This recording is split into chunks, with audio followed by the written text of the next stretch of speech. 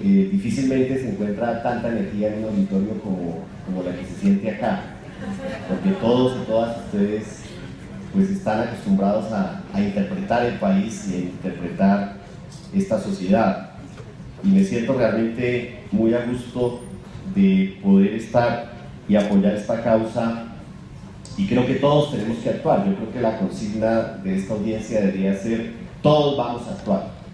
Ustedes son actores, son actrices, son teatreros, y ustedes actúan todos los días, y el Congreso tiene que actuar para que se haga justicia con todos los derechos de los actores y de las actrices, y de los teatreros y de los gestores culturales.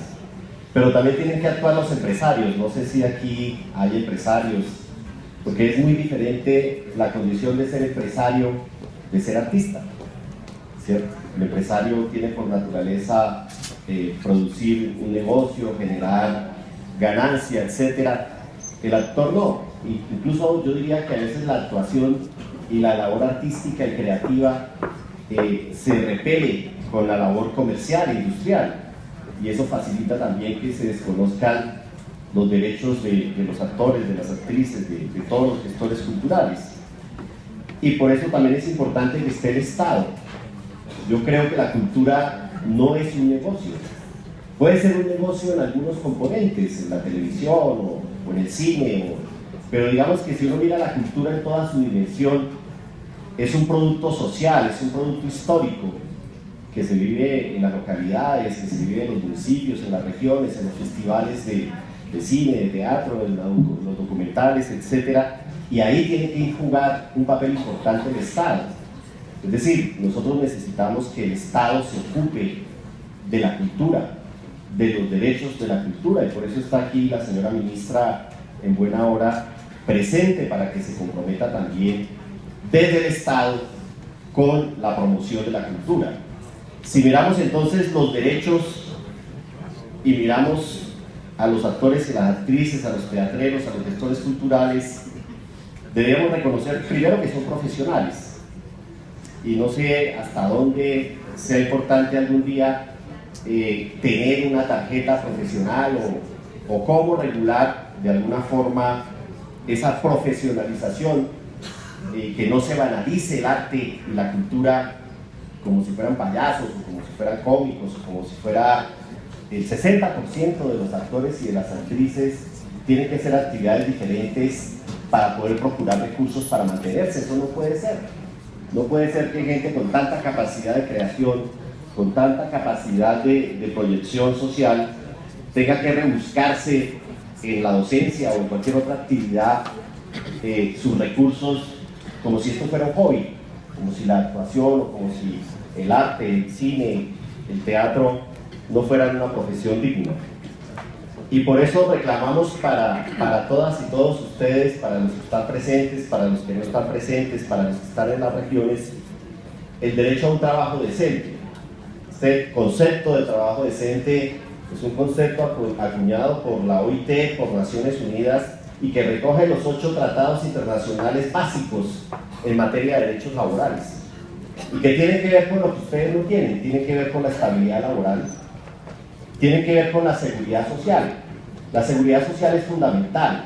Todo ser humano, y ustedes así sean famosos, unos más que otros, etcétera, pues ustedes tienen los riesgos de todo ser humano, la enfermedad, y por lo tanto necesitan un sistema de salud, la vejez, y por lo tanto necesita garantizarse un sistema pensional, los riesgos profesionales.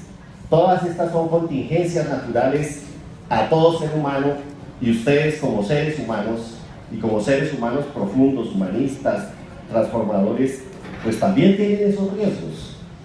Hay un contrato realidad, ustedes prestan un servicio, ustedes reciben una remuneración por ese servicio, ustedes tienen una dependencia o subordinación sobre empresarios, a veces sobre intermediarios, porque aquí hay un fenómeno en Colombia de la tercerización laboral. Yo los invito para que ustedes reflexionen. Si a ustedes, que son tan importantes, tan famosos, que inciden tanto socialmente, que se codean en tantos escenarios privilegiados con muchos factores de poder, si a ustedes no se les reconocen los derechos laborales, Pues piensen en la trabajadora del campo, en el trabajador del campo, en el obrero que está en la fábrica, en los desplazados que llegan a rebuscarse un trabajo en las ciudades. Entonces, reivindicar esa dignidad de trabajadores, ese riesgo también por el desempleo, etcétera, es muy importante para reconocer los derechos de todas y todos ustedes. El derecho, entonces, de la ley 1403 del 2010, que esa ley que se le ha sacado el cuerpo, que no se ha aplicado en debida forma, cuando se reproduce toda la obra artística que ustedes hacen, cuando se exporta esa obra y a ustedes no se les reconocen esas regalías, en esos contratos precarios donde se les hace incluso renunciar a la posibilidad de recibir esas regalías cuando su imagen se proyecta y se reproduce a nivel local, a nivel regional o a nivel internacional en otros países.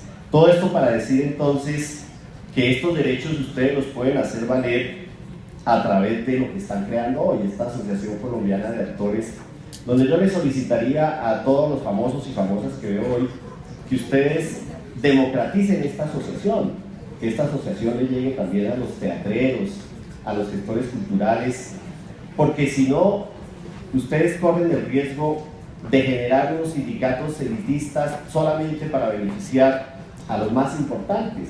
Ustedes deben promover un salario mínimo, es decir, yo sé que muchos actores tienen ingresos diferenciados de acuerdo a su prestigio, de acuerdo a determinadas condiciones también de actuación, pero la ley permite crear un mínimo, un básico.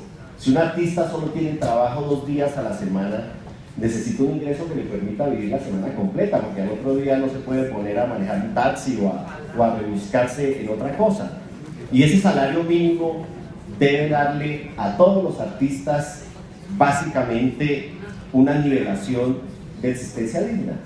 Ya los que sean más famosos, etcétera, pues pueden negociar, no por vía de condiciones laborales, sino por contratación civil, mejores condiciones, etcétera, etcétera. Lo que quiero decir es que fijar unos mínimos no permite que se pacten unos máximos en pactar la actuación. Todo esto entonces lo pueden lograr ustedes con una fuerte asociación como lo estamos haciendo. Yo creo que ustedes tienen que hablar con los demás representantes del Parlamento. Aquí hay una muestra de parlamentarios comprometidos y que quieren y que queremos comprometernos con los derechos de ustedes, pero se necesita avanzar para comprometer a todas las bancadas para hacer posible, y tendríamos que buscar una metodología para construir eso que se está planteando de una ley para los actores. Ayer en la plenaria de la señora ministra es testigo, aprobamos una ley que fijaba una estampilla pro cultura que permitía girarle el 10% para seguridad social y salud a los gestores culturales. Eso es un acuerdo inicial, eso es algo muy pequeño para la seguridad social de los actores. No se puede financiar con estampillas, y así eso le represente, no sé, 12.000, 15.000, 20.000 millones al año para subsidiar esto. Necesitamos una ley mucho más profunda, donde los empresarios asuman su responsabilidad social con los derechos laborales y con la seguridad de los actores, las actoras, los teatreros, pero también los que hacen teatro popular, que el Estado cubra esa seguridad social. Entonces, como defensor de derechos humanos, pues obviamente nos comprometemos en ese trabajo, ponemos a disposición nuestros equipos, nuestras UTNs, para que en conjunto con ustedes concertemos cómo le garantizamos esos derechos elementales a los trabajadores del teatro, del cine, de la cultura de este país. Muchas gracias y Dios cuenten con nosotros para eso.